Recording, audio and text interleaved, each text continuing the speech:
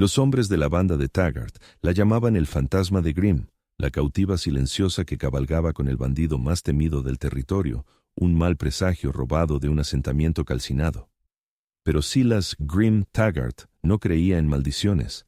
Para él, la chica muda era simplemente la última cosa intacta en un mundo que él había destrozado, y él era un hombre que vivía para oír cómo se rompían las cosas. Su silencio era un desafío, una última frontera para su crueldad. Sin embargo, cuando finalmente la acorraló en su cabaña, no encontró ni lágrimas ni lucha. Encontró una calma aterradora. Su pequeña mano tomó la pizarra y a la luz parpadeante de la lámpara escribió una línea que le ofrecía la victoria total que él ansiaba. Haz lo que quieras. La elección no era si ser cruel, sino qué tipo de monstruo sería esa noche. Nunca consideró la tercera opción, que al reclamar su premio estaría cayendo en una trampa tendida no por ella, sino por su propio pasado olvidado, una trampa que destrozaría su mente para siempre.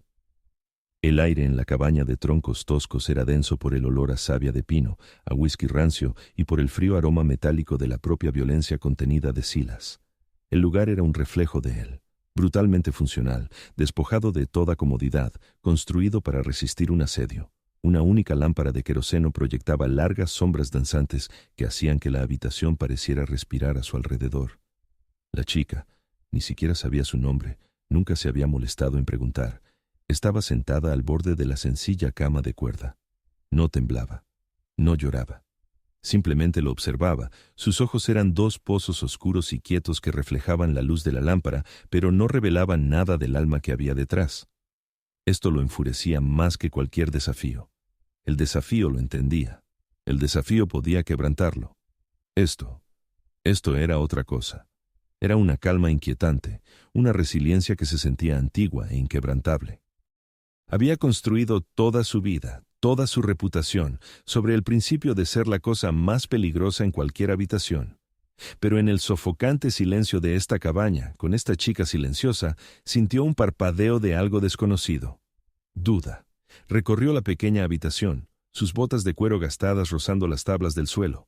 Era un hombre grande, hecho de músculos fibrosos y cuero endurecido por el sol, un depredador en su guarida. Se detuvo frente a ella, obligándola a levantar la vista. «Te crees muy lista, ¿verdad?», graznó, su voz un gruñido bajo. «¿Crees que ese silencio te salvará?». Ella no se inmutó. Su mirada permaneció firme, inalterable. Recordó a su propio padre, un hombre más duro que la tierra rocosa que había intentado cultivar, que solía decir que el valor de un hombre se medía por el miedo que podía infundir en los demás. Según esa medida, Silas era un rey. Entonces, ¿por qué la falta de miedo de esta chica se sentía como un juicio? Era un acertijo, y Silas odiaba los acertijos. Prefería la aritmética simple y brutal de la fuerza. Le arrebató la pizarra de tiza del regazo. Su pulgar manchó el polvo de tiza de su último y condenatorio mensaje. Haz lo que quieras. Era una rendición, pero se sentía como un desafío. Era todo lo que había deseado, la prueba definitiva de su poder, y sin embargo, le sabía a ceniza en la boca. Arrojó la pizarra al suelo, el estrépito resonando en el tenso silencio. «No te preocupes», se burló, la crueldad volviendo a su voz como un perro fiel. «Lo haré». Se acercó más, el aire crepitando con su intención. El cebo había sido puesto, un momento de poder absoluto sobre un alma vulnerable, pero mientras la luz de la lámpara iluminaba el costado de su rostro, algo brilló. Una pequeña chispa de plata, medio oculta en la oscura caída de su cabello, un guardapelo. Era pequeño, deslustrado y completamente fuera de lugar en una cautiva que no poseía nada. Por una fracción de segundo, la imagen se enganchó en su mente. ¿De dónde había sacado un fantasma como ella una pieza de plata fina? Era una pregunta, una pequeña grieta en los cimientos de su certeza, pero su orgullo, su reputación, su propia identidad como Grimm Taggart le exigían ignorarla. El reencuadre tendría que esperar. Estaba allí para reclamar su victoria, para romper la última cosa intacta. Más tarde, el único sonido en la cabaña era el bajo siseo de la lámpara y el ritmo entrecortado de su propia respiración. Estaba sentado en una silla desvencijada al otro lado de la habitación, con una botella de whisky en la mano, pero no bebía. El triunfo que había esperado se sentía hueco, una victoria fantasma que lo dejó más vacío que antes. La chica yacía en la cama, una forma inmóvil bajo una delgada manta de lana, con el rostro vuelto hacia la pared. Había ganado, Había impuesto su voluntad. Entonces, ¿por qué se sentía como si hubiera perdido? El silencio en la habitación era diferente ahora. Ya no era su desafío, era su condena. Era una presencia pesada y acusadora que lo oprimía por todos lados. Sintió que una vieja y familiar soledad volvía a invadirlo, del tipo que no había sentido desde que era un joven, un hombre con un nombre diferente, un hombre que creía en cosas como la esperanza y un futuro. Sacudió la cabeza, tratando de desterrar el pensamiento. Ese hombre estaba muerto y enterrado. Él era Grim Taggart ahora, y Grim Taggart no sentía nada. Pero la imagen del guardapelo regresó, persistente e inoportuna.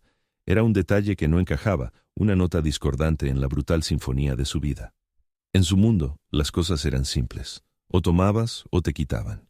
Un guardapelo de plata implicaba un pasado, una conexión, un amor dado y recibido. Era un lenguaje que había olvidado cómo hablar hacía mucho tiempo. El whisky no funcionaba. El vacío en su pecho crecía. Necesitaba resolver el acertijo.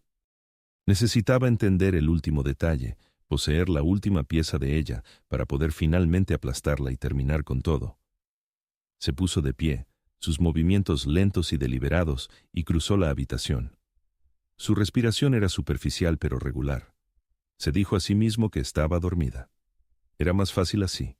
Extendió una mano que solo había conocido la violencia durante 20 años y tocó suavemente, casi con reverencia, el frío metal del guardapelo. La cadena era delgada, la plata oscurecida por la edad y el tacto. Se sentía cálido por el contacto con su piel. Con una delicadeza sorprendente, sus dedos callosos manipularon el pequeño y terco cierre. Se abrió con un clic que pareció ensordecedor en el opresivo silencio. Sostuvo el pequeño óvalo en la palma de su mano, un artefacto extraño y ajeno. Inclinándolo hacia la tenue luz de la lámpara, vio los dos retratos en miniatura en su interior, desvaídos y protegidos detrás de un delgado trozo de vidrio.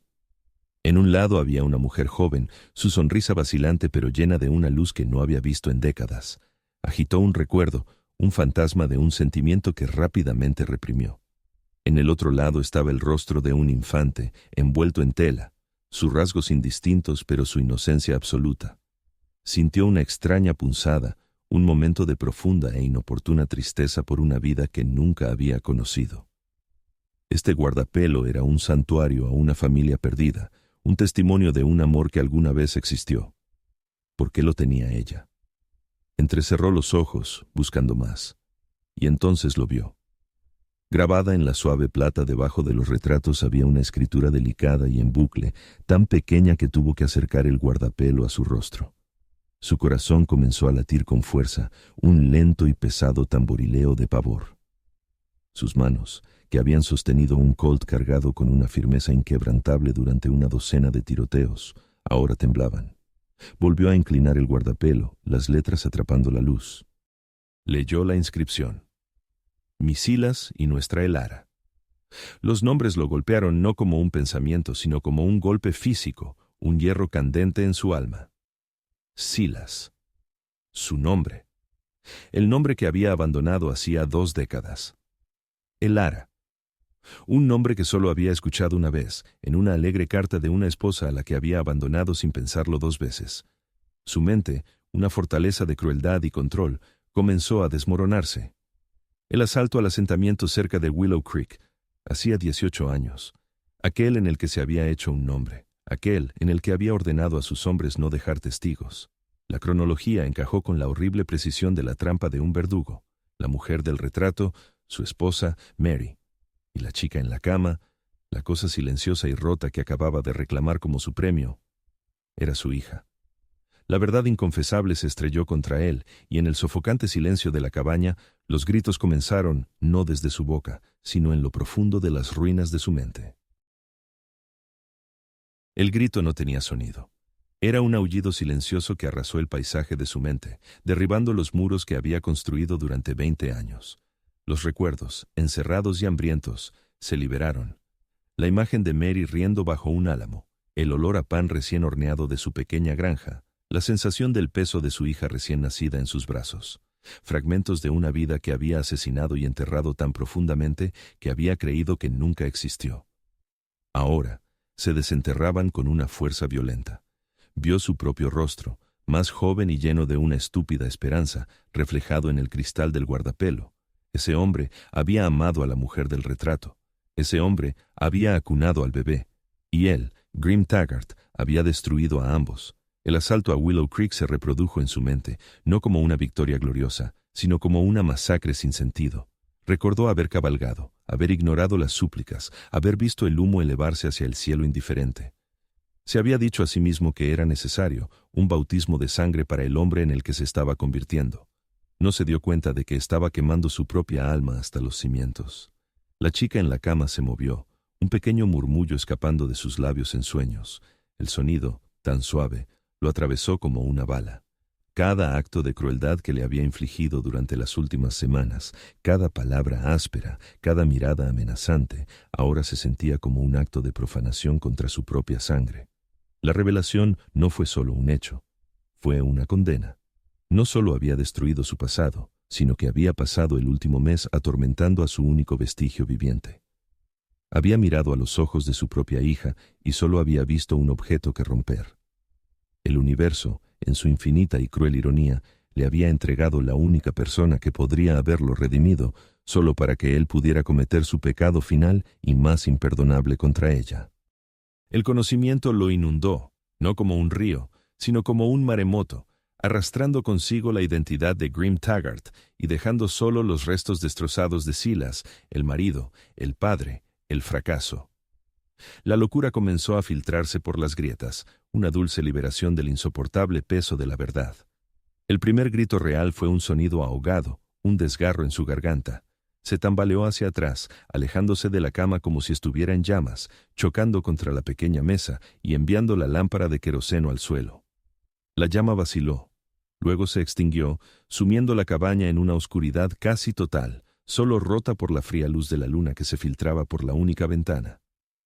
En la oscuridad, las visiones eran peores. Vio el rostro de Mary, no sonriendo, sino acusándolo en silencio. Vio las llamas de Willow Creek reflejadas en los ojos aterrorizados de su hija. El grito se hizo más fuerte, un sonido animal de agonía pura. Se agarró la cabeza, tratando de aplastar las imágenes, de silenciar las voces, pero estaban dentro de él. Eran él. El ruido despertó a Elara. Se incorporó en la cama, con el corazón martillándole en el pecho, buscando la fuente del aterrador sonido. En la penumbra, vio la silueta de Taggart, una gran masa oscura acurrucada en un rincón, meciéndose hacia adelante y hacia atrás. Los gritos salían de él, incesantes y desgarradores, ecos de un alma destrozada. El miedo, su compañero constante, la recorrió. Pero debajo del miedo había algo más, una extraña y desapasionada curiosidad. Siempre había sido una observadora silenciosa del mundo, y el colapso total del hombre más temido que había conocido, era un espectáculo fascinante. No sabía qué lo había provocado, no sabía del guardapelo ni de la verdad que contenía. Solo vio el resultado final, vio al depredador convertirse en presa de sus propios demonios. Se deslizó fuera de la cama, sus movimientos silenciosos y deliberados. No había prisa, no había pánico. El hombre en el rincón ya no era una amenaza, era un monumento a la ruina. Caminó por la cabaña, sus pies descalzos fríos sobre las tablas del suelo. Encontró su pizarra de tiza junto a la pared donde él la había arrojado. La recogió. La superficie se sentía lisa y familiar bajo sus dedos. Fue a la ventana, donde la luz de la luna era más brillante. Por un momento, miró hacia el mundo exterior, hacia las colinas silenciosas y las estrellas indiferentes. Había sobrevivido.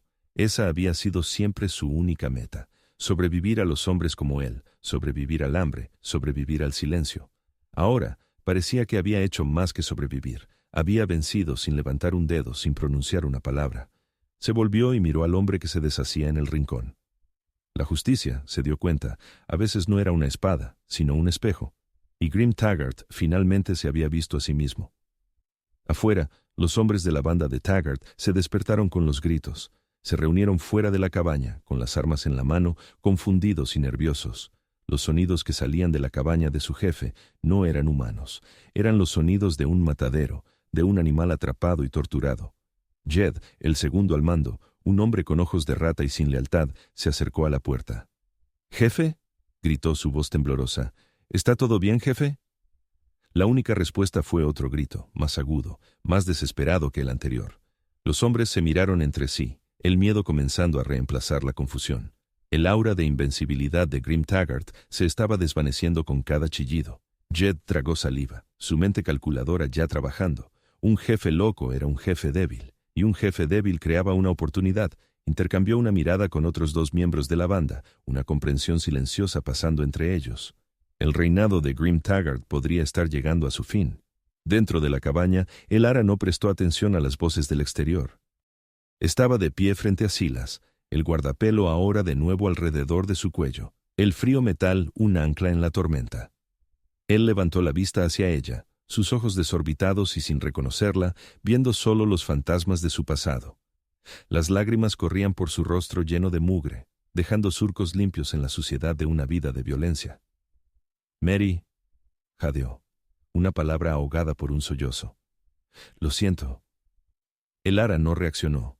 El nombre no significaba nada para ella. La disculpa llegó 18 años tarde. No sentía ni piedad ni odio. Sentía un vasto y profundo vacío. El monstruo que la había perseguido durante toda su vida, el arquetipo de todos los hombres crueles y sin rostro que habían poblado sus pesadillas, tenía un nombre y un rostro, y estaba llorando a sus pies. La puerta de su jaula finalmente estaba abierta. No por la fuerza, ni por la fuga, sino porque el carcelero había destruido su propia mente. Se dio la vuelta, se acercó a la puerta de la cabaña y la abrió. La fresca brisa nocturna se sintió como una bendición en su piel. Los hombres de la banda, sorprendidos, se apartaron de su camino mientras salía a la luz de la luna, dejando atrás los gritos de su padre como la banda sonora del primer día del resto de su vida. El amanecer llegó como una herida sangrante en el horizonte, tiñendo el cielo de tonos grises y rosados. El Ara había caminado durante horas, sin rumbo, solo alejándose. Cada paso era un acto de liberación, una afirmación silenciosa de que ya no era una cautiva. El aire frío de la mañana llenaba sus pulmones, limpiando el hedor a miedo y a whisky de la cabaña. No llevaba nada más que la delgada camisa que le habían dado y el guardapelo, cuyo peso contra su pecho era tanto un consuelo como una carga. No entendía la conexión, no sabía por qué la vista de ese pequeño objeto de plata había destrozado al hombre más duro que había conocido. Solo sabía que lo había hecho. Había sobrevivido a su prueba final, y el mundo, vasto y desconocido, se abría ante ella. Por primera vez desde que era una niña pequeña, antes del fuego y el silencio, no sentía miedo del mañana. Era un sentimiento tan extraño y abrumador que se detuvo en una loma y observó cómo el sol se elevaba por completo, sintiendo su calor en el rostro como una promesa. De vuelta en el campamento de los bandidos, el caos había dado paso a una tensa calma. Los gritos de Silas se habían convertido en un gemido bajo y constante, el sonido de un animal herido esperando la muerte. Jed, ahora el líder de facto, había entrado en la cabaña al amanecer. Encontró a Taggart acurrucado bajo la ventana, abrazándose a sí mismo, con la mirada vacía, murmurando nombres sin sentido. Mary, el Ara. La pizarra de tiza yacía rota en el suelo. Jed, pragmático y sin sentimentalismos, vio la situación no como una tragedia, sino como un problema logístico. Grim Taggart, la leyenda, ya no existía. Lo que quedaba era un cascarón balbuceante, un lastre para la banda. Los hombres mayores, aquellos que habían cabalgado con Taggart durante años y habían construido su reputación a su sombra, sentían una extraña mezcla de lástima y miedo. Veían en la caída de su líder un presagio de su propia mortalidad. Pero los hombres más jóvenes, como Jed, solo veían una vacante de poder. La lealtad en su mundo era una moneda que solo tenía valor mientras el hombre al que se la dabas podía protegerte o matarte. Taggart ya no podía hacer ninguna de las dos cosas. Jed salió de la cabaña y se dirigió a los hombres reunidos. «Se ha ido», dijo su voz fría y firme. «La cabeza se le ha podrido. Lo dejaremos aquí. Tomamos los caballos, el oro y nos vamos antes de que llegue algún sheriff a investigar el ruido». No hubo discusión. La decisión era tan brutal y necesaria como amputar una pierna gangrenada. Mientras los hombres ensillaban sus caballos y empacaban sus alforjas, Jed volvió a entrar en la cabaña por última vez. Taggart no levantó la vista.